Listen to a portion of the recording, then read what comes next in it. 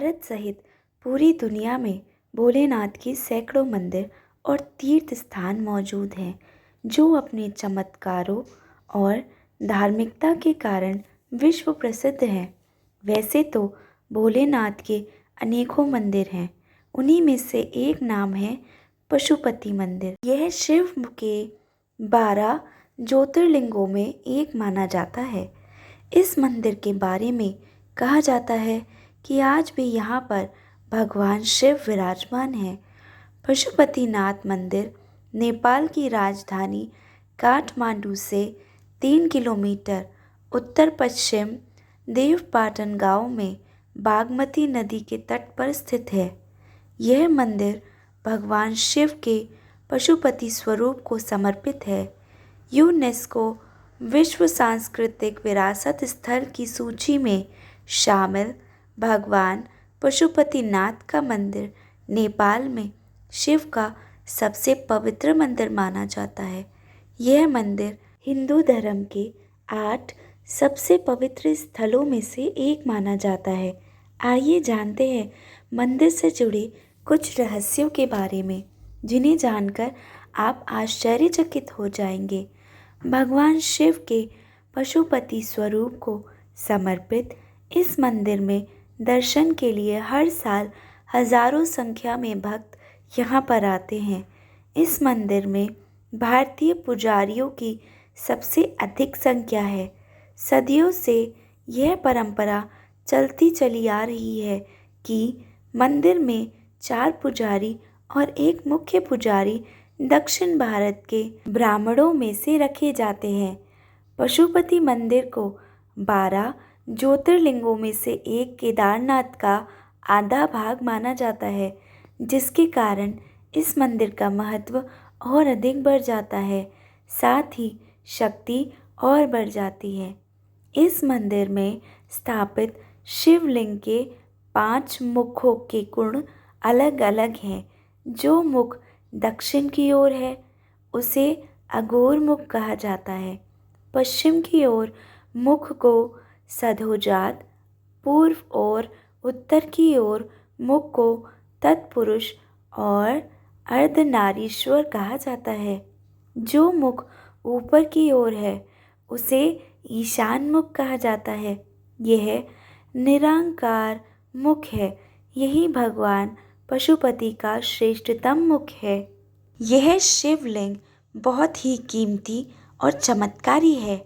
माना जाता है कि यह शिवलिंग पारस के पत्थर से बना है। पारस का पत्थर ऐसा होता है कि लोहे को भी सोना बना देता है। पशुपति मंदिर में चारों दिशाओं में एक मुख ऊपर की ओर है।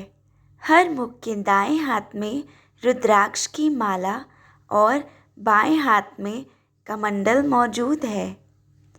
इस मंदिर में बाबा का प्रकट होने के पीछे भी पौराणिक कथा है।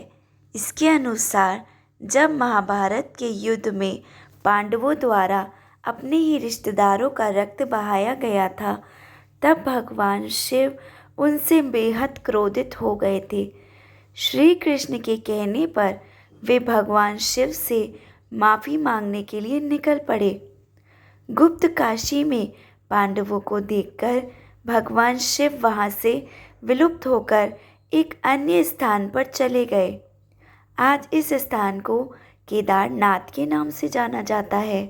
शिव का पीछा करते हुए पांडव केदारनाथ भी पहुंच गए, लेकिन भगवान शिव उनके आने से पहले ही भैंस का रूप लेकर वहां खड़े भैंसों के झुंड में शामिल हो गए। पांडवों ने महादेव को पहचान तो लिया, लेकिन भगवान शिव भैंस के ही रूप में भूमि में समाने लगे।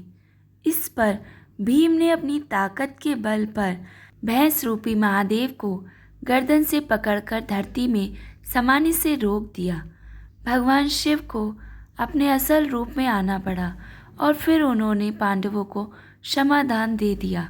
लेकिन भगवान शिव का मुख तो बाहर था, लेकिन उनका देह केदारनाथ पहुंच गया था। जहां उनका देह पहुंचा वह स्थान केदारनाथ और उनके मुख वाला स्थान पशुपतिनाथ के नाम से प्रसिद्ध हुआ। इस मंदिर को लेकर मान्यता है कि आपने अगर पशुपति मंदिर के दर्शन किए तो पूरा पुण्य पाने के लिए आपको केदारनाथ मंदिर में भी भोले के दर्शन करने जाना पड़ेगा, क्योंकि पशुपतिनाथ में भैंस के सिर और केदारनाथ में भैंस की पीठ के रूप में शिवलिंग की पूजा होती है। पशुपति मंदिर को लेकर मान्यता है कि अगर कोई व्यक्ति यहाँ पर दर्शन के लिए आता है तो उसे किसी जन्म में पशु की योनि नहीं मिलती है। इस मंदिर को लेकर एक दूसरी मान्यता यह भी है कि अगर आपने पशुपति के दर्शन किए तो आप नंदी के दर्शन ना करें, नहीं तो आपको दूसरे जन्म में पशु का जन्म मिलेगा। केदारनाथ जी के दर्शन करने के बाद अगर आपको नंदी दर्शन होता है तो दोष नहीं लगता। इस मंदिर के बाहर एक घाट बना हुआ है जिसे आर्य घाट के नाम से जाना जाता है। इस घाट के बारे में कहा जाता है कि सिर्फ इस घाट का ही पानी मंदिर के अंदर आता है और किसी जगह के पानी को लेकर जाना वर्जित है। तो मेरे प्रिय दोस्तों, अगर आपको हमारी जानकारी पसंद आई हो तो हमारे चैनल को लाइक शेयर सब्सक्राइब करना ना भूलें।